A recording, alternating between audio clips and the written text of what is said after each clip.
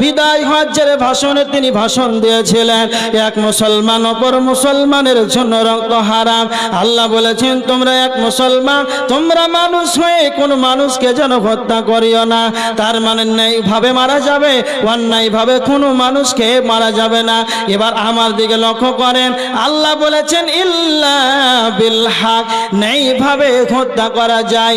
আমার দিকে দেখেন, বিশ্বনবী বলেছেন, মুসলিম শরীফের হাদিস 4267 নাম্বার হাদিস, আল্লাহ নবী বলেছেন তিন শ্রেণীর মানুষকে হত্যা করা শরীয়তে অনুমতি রয়েছে। এক নাম্বার হলো সাইয়্যিবুজ্জান, যারা বিবাহের পরে জিনায় লিপ্ত হবে, যারা বিয়ের পরে জিনার মতো কুকর্ম কাজ করবে রে, জঘন্য কাজে যারা লিপ্ত হবে, সাক্ষী স্বরূপ পাওয়া গিয়েছে, তাকে রজম করা শরীয়তে অনুমতি রয়েছে, তাকে রজম করে দিতে হবে। নাম্বার 2 ওয়ান-নাফস বিন-নাফস, শরীয়তে কিসাস নেওয়া জায়েজ আছে। আব্দুর রহমানকে যেন হত্যা করে দিয়েছে, কোনো যেন অন্যায়ভাবে হত্যা করে দিল। আব্দুর রহমান কেন হত্যা করলো আব্দুর রহমানকে? আব্দুল্লাহ অন্যায়ভাবে তাকে হত্যা করে দিল। আর তার যদি মনে করে আব্দুর রহমানের পরিবর্তে আব্দুল্লাহকে মেরে যেন শহীদ করে দিত, এটাও করা শরীয়তে অনুমতি আছে। কেউ যদি কোনো মানুষকে অন্যায়ভাবে মেরে দেয়, তাহলে তাকেও শরীয়তে পারমিশন দিয়েছে, তার বদল তাকেও মেরে শহীদ করে দাও। 3 নাম্বার হলো আত্মারিকুল দ্বীনিহি, যারা দিন ধর্ম থেকে বেরিয়ে যাবে, মুসলমান থেকে হিন্দু হয়ে যাবে, ইহুদি হয়ে যাবে, খ্রিস্টান হয়ে যাবে, নাসারা হয়ে যাবে, তারপরে কাদিয়ানি হয়ে যাবে, এক কথাই মুসলমান থেকে বেরিয়ে যাবে। আল মুফারিকুল জামাআ, মুসলমানদের জামাত থেকে যেন পৃথক হয়ে যাবে, আলাদা হয়ে যাবে।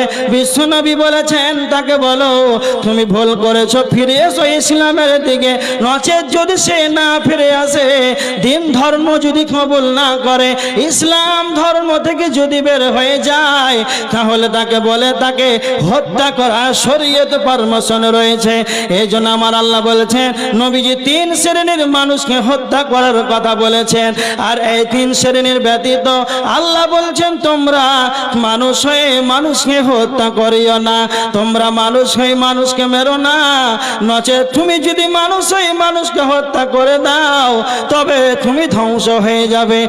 মিশকাতের হাদিস 52 নাম্বার হাদিস, আল্লাহর নবী বলেছেন ইজতানিবুস সাবাল মুবিকাত, 7টি ধ্বংসাত্মক বিষয় থেকে তোমরা নিজেকে বাঁচিয়ে চলো, 7টি ধ্বংসাত্মক বিষয় থেকে তোমরা দূরে থাকবে।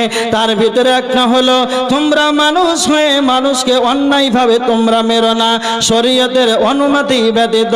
তার মানে অন্যায়ভাবে কোন মানুষ যদি কোন মানুষকে মেরে দেয়, তাহলে সে ধ্বংস হয়ে যাবে।